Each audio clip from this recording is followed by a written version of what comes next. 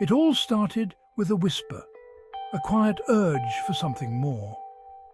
My life was safe, predictable, but I felt a fire inside me fading. I traced my finger down the Americas on a map, dreaming of Patagonia. The idea of walking there was madness, but the whisper became a roar. Leaving meant saying goodbye to comfort and certainty. Friends called me crazy, family worried. But I saw a chance to live, not just exist. I sold everything, packed a single bag, and set out, not running from life, but toward it. I wanted to feel the world under my boots, breathe its air, and meet its people face to face.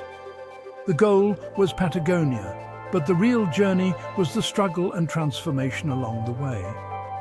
With fear and excitement, I took my first step, 15,000 miles ahead. I left behind concrete and deadlines for dirt roads and horizons. The map of my career was replaced by mountains, deserts and jungles. The whisper had become a call to the wild I couldn't ignore. I was walking south, into the unknown, with only my pack and a burning desire to see what lay beyond the next hill. The adventure had begun. The journey began in the vast spaces of North America, a shock to my body and mind. Blisters, aching muscles, and relentless sun tested my resolve.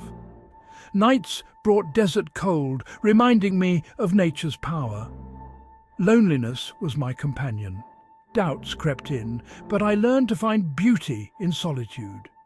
Desert sunsets and star-filled skies made me feel small, yet connected. Crossing into Mexico, the landscape and journey changed. Towns buzzed with life, strangers offered help, food and stories. Kindness from strangers fueled my spirit. This first leg was a baptism by fire, teaching resilience and humility. I learned to listen to my body, rest when needed, and push forward when I could. The softness of my old life faded. I was becoming tougher, more attuned to the world. Every mile was a lesson in survival and the human spirit's capacity to endure. Central America was a wall of green, humid, wild and relentless. Muddy tracks, steep climbs and sudden storms demanded constant vigilance. Rivers and rain turned paths into obstacles. Adaptability was key. I walked through countries with complex histories, learning to trust my instincts and locals' advice.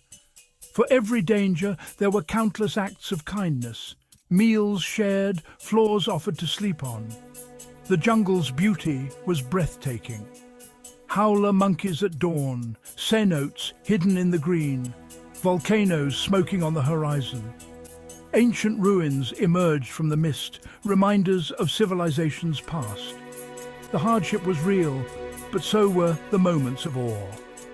Central America forged me, stronger, more aware and deeply grateful for the world's simple beauty. The crucible had changed me. The Darien Gap, a roadless, legendary wilderness, stood between me and South America. Most avoid it, but I needed to face the impossible. Local guides from indigenous communities led the way. Their knowledge was my lifeline. We packed only essentials: machetes, water purifiers, food, first aid. The jungle was a blur of sweat, mud, and constant struggle. Insects tormented us, swamps threatened every step, and exhaustion was relentless. Yet the guides revealed the jungle's secrets: medicinal plants, edible fruits, and a way to move with the land, not against it. After 9 days, we emerged in Colombia, muddy, bitten, exhausted, but electrified. I had crossed the Darien Gap, the ultimate test of survival and spirit. The jungle was no longer an enemy, but a living world that provided for those who respected it. I was changed, humbled, resilient, and ready for what lay ahead. The impossible had been faced and overcome. South America awaited. The journey pressed on. I left the jungles for the Andes, a journey into the sky. Thin air, biting cold, and towering peaks replaced the heat and mud. Every step uphill was a battle. Solitude here was profound and spiritual. I walked through Paramo grasslands, watched condors soar, and camped by glacial lakes. The people of the Andes, resilient, welcoming, shared simple meals and stories. Their warmth in such a harsh land was humbling. Walking became meditation. My mind wandered as my body pressed on. The mountains taught patience and humility, reminding me of my smallness and the need to take life one step at a time. Ego faded, presence grew. I learned to exist in the moment, appreciating the raw, untamed beauty around me. The Andes stripped me down, revealing a quieter, stronger self. The journey was as much inward as outward. After more than 2 years, I entered Patagonia, a land of myth and wild beauty. Jagged peaks, immense glaciers, and relentless wind marked the final stretch. Each mile brought urgency and sadness. The journey was ending. Every sunrise and wild animal felt precious. I tried to soak in every moment. Finally, I reached Ushuaia, the southernmost city in the world. I touched the end of the world sign, overwhelmed by quiet satisfaction. No crowds, no fireworks, just the peace of achieving the impossible. Patagonia was more than a destination. It was a symbol of a dream realized. The journey didn't answer all of life's questions, but it taught me the answers are found in striving, in courage, and in resilience. I was not the same person who left home. Stronger, wiser, and more alive, I had found myself on the road. The greatest gift was not the place, but the transformation. The end was really a beginning.